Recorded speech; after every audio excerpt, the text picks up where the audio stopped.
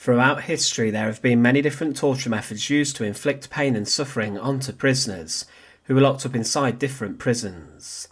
Inside of the Tower of London, the rack was used to stretch someone and to extract information from them, and other devices such as the manacles and the scavenger's daughter were also used.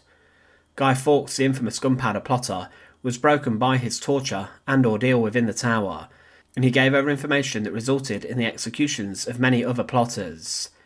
There have been many torture instruments made and devised throughout the centuries to inflict maximum pain onto an individual, and one of these rumoured devices is known as the Pear of Anguish, or the choke pear.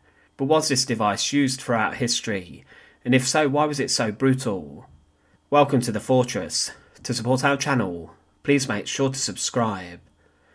The first thing to consider is there is actually no first-hand accounts of the use of this device, but the Pear of Anguish, which consists of a pear-shaped body, has different segments of this that split out and then can spread apart by turning a key. It could be inserted into the mouth or other passage of a victim, and in the mouth its aim was to gag or even mutilate someone who was suffering this. The use of this is debated, but a number of these devices exist. They have been documented in different books as a device which was used to extract information. The oldest pears of anguish which have been built would spring open and then screwed close instead of screwing open, and there was a rumour that these devices were used in the Middle Ages, but those pears that do exist are more recent.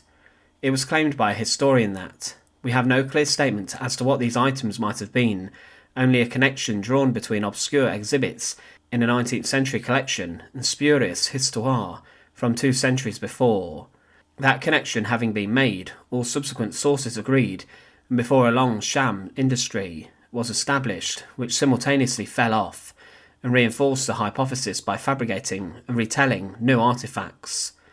They cannot be considered medieval. They are in every way very modern inventions. Certainly they were not used for torture. They are far too elegant and made with too much care for that.